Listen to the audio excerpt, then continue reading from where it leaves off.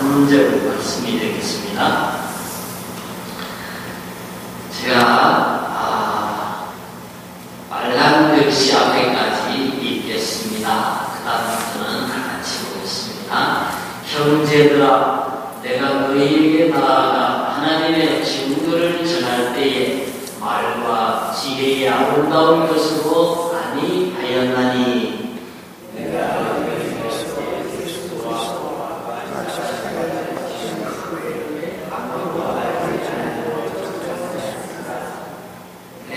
너희 가운데 거할 때에 약하고 두려워하고 심히 떨었노라. 아멘. 우리가 고린도전서 1장에서 사도 바울이 자기의 그 사도권을 변호하는 것을 보게 됩니다. 당시 많은 할례자들이 찾아와서 바울이 사도가 아니다. 따라서 사람이 전해준 여러 가지 복음이라고 하는 것들은 복음이 아니다. 사람 말을 듣지 마라. 이렇게 해서 복음을 흐리는 사람들이 있었습니다. 그래서 사도 바울은 고린도 교회에 전해진 예수 그리스도로부터 받은 하나님의 복음을 그렇게 무효화시키는 사람들에게 그게 아니다. 내가 전한 복음은 하나님으로부터 온 것이다. 그리고 나는 사도로서 정당하다 하는 것들을 얘기했습니다. 또 하나는 고린도 교회 내에 분쟁이 있었습니다. 그래서 여러 분파로 나누어서 이제 분쟁하고 교회가 그 일로 인해서 힘을 소실하고 있었습니다. 그래서 그런 문제들을 이제 해결하고 화합하게 하기 위해서 편지를 썼습니다. 그 외에도 고린도 교회는 우상에 숭배하는 문제, 그리고 거기에 바쳐진 음식을 먹는 문제, 어떤 윤리적인 문제 등등의 많은 문제들을 내포하고 있었습니다. 사도 바울은 이러한 여러 가지 문제들을 이제 해결하기 위해서 편지를 썼습니다. 오늘 2장에 보면은 전도에 관한 얘기가 나옵니다. 그래서 고린도 교회에 전도할 때에 사도 바울은 말과 아름다운 것으로 전도하지 않기로 했다 하는 얘기를 하고 있습니다. 우리가 이 말씀은 사도 바울의 선교에 있어서 아덴에서 실패했던 경험과 관련이 있다고 봐야 됩니다. 왜냐하면 아테네에서 전도를 할 때에 거기 스토익 학파들이 와 있었습니다. 스토익 학파들은 상당히 그 관념론적인 철학인데 이데아의 세계를 동경하는 물질적인 세계를 좀 부정하는 이러한 사람들이었습니다. 그 사람들을 의식해서 아테네에서 선교할 때는 상당히 좀 이지적으로 그렇게 토론을 하고 또 그런 토론하는 아레오파고 광장에서 복음을 전했습니다. 그랬는데 성경에 보면은 사도행전에 아덴에서는 거의 소수의 몇 명만 이제 크리스찬으로 얻을 수가 있었고, 대다수의 사람들은 사도 바울의 말을 듣고도 예수를 믿지 않았습니다. 그래서 사도행전의 기록에 의하면 다른 도시에서는 교회가 막 세워지고 있는데 아덴에서는 그렇게 예배당이 세워진다든지 복음이 힘있게 전파되는 이러한 결과를 볼 수가 없습니다. 그래서 사도 바울이 고린도 지역이나 무슨 빌립보 지역이나 다른 지역에 비해서 아덴에서의 선교, 교회를 세우는 일에는 지극히 열매가 적었다. 실패에 가까운 선교적인 결실을 거두었다. 이렇게 평가할 수가 있을 것입니다. 그래서 아덴을 거쳐 고린도로 들어간 사도 바울로서는 아마 그런 생각을 했던 것 같아요. 역시 예수를 믿게 하는 것은 사람의 지혜로 되는 게 아니다. 무슨 아름다운 말로서 전도를 하는 게 아니다. 결국 예수를 믿게 한다, 누구를 개종시킨다, 교회를 세운다 하는 것은 성령의 능력에 힘입어야 된다. 예수 그리스도께서 우리 죄를 위하여 십자가에 돌아가시고 그 예수를 구세주로 믿는 자에게 구원을 주신다고 하는 굉장히 단순하면서도 원색적인 십자가의 복음을 증거할 때에 참으로 그것이 마음에 와닿고 그것이 지혜자든 헬라인이든 이방인이든 간에 마음을 움직일 수 있다 하는 생각을 붙인 것 같습니다. 지금도 이 말씀은 유효합니다. 우리가 전도합시다 그랬을 때에 우리 교회 다니는 사람들 중에서 특히 이제 교회 오래 다닌 사람들 중에서 그런 얘기들을 합니다.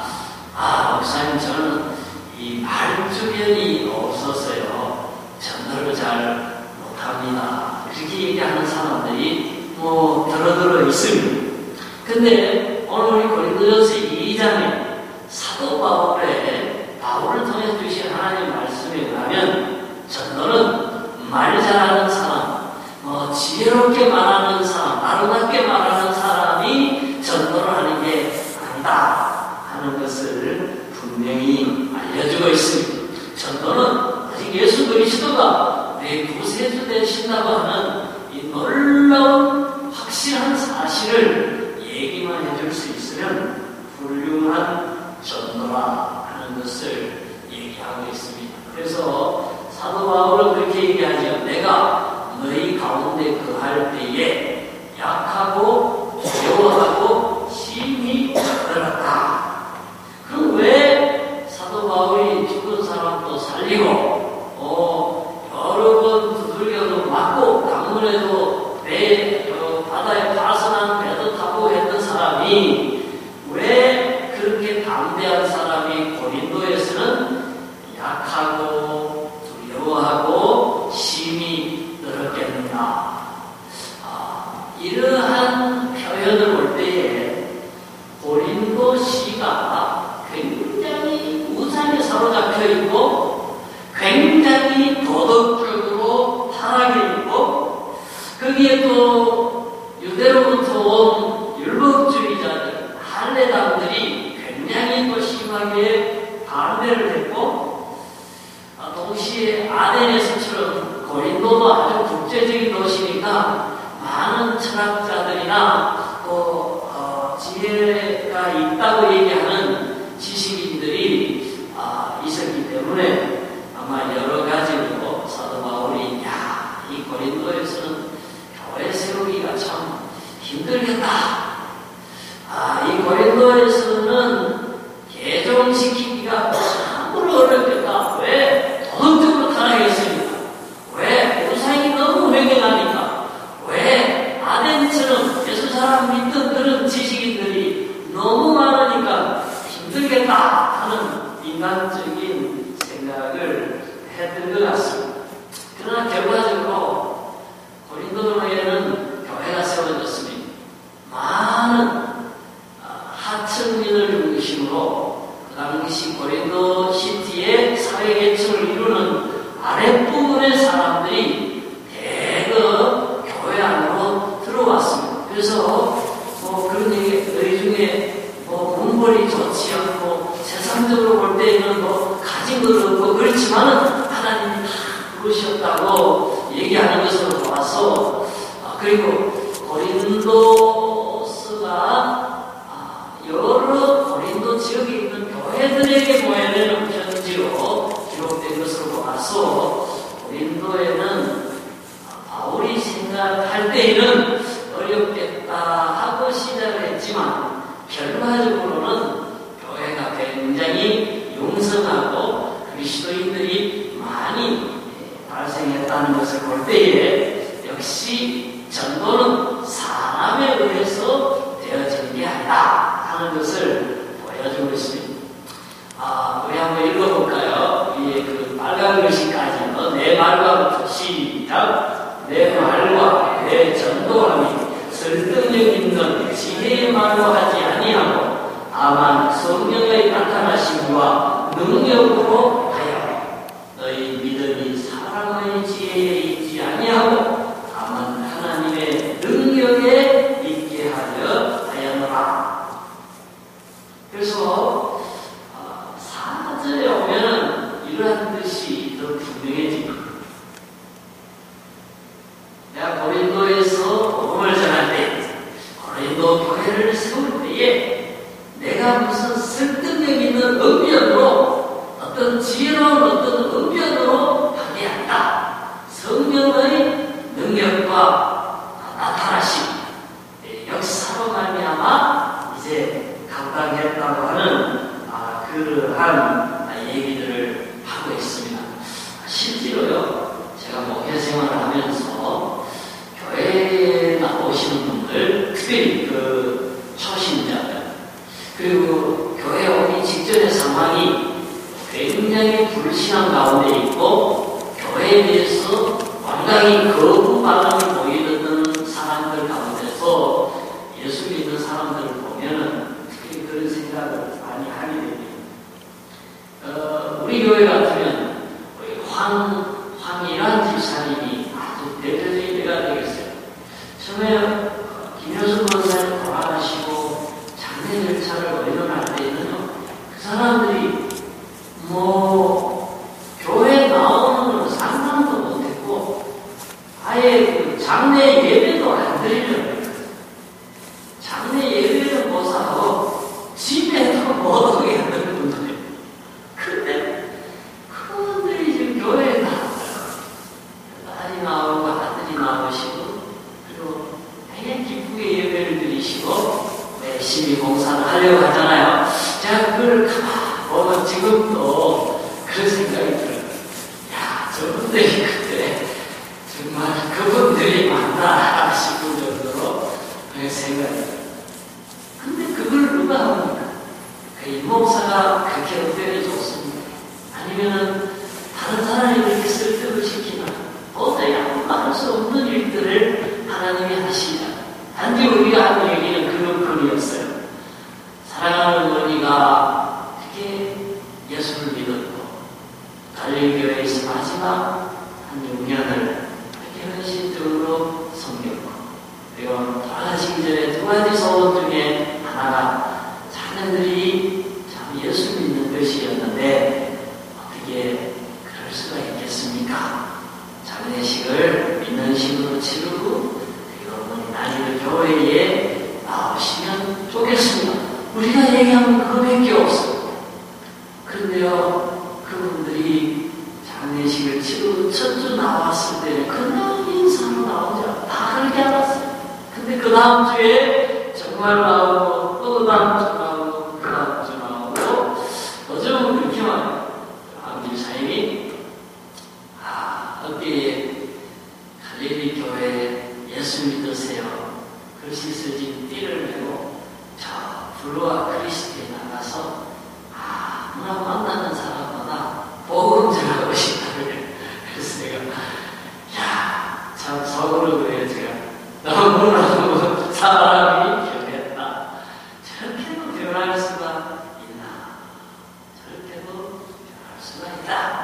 그래서 예수 믿는 것 그거 하나님이 하십니다. 하나님께서 루디아의 마음을 열어 사도 바울의 복음을 청정케 하셨다.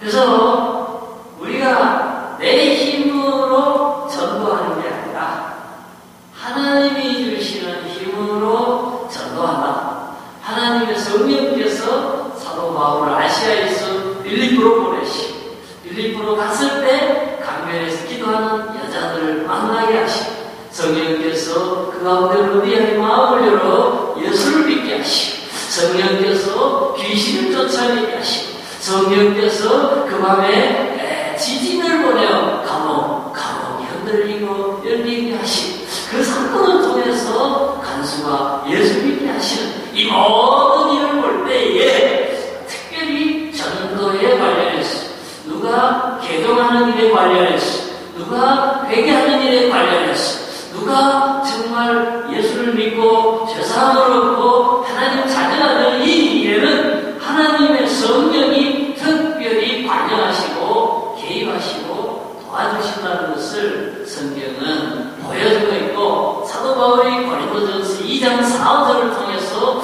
얘기하고 있습니다. 사람의 언변, 설득력을 가지고 되는 게 아니다. 하나님 성령의 능력으로 되는 것이다.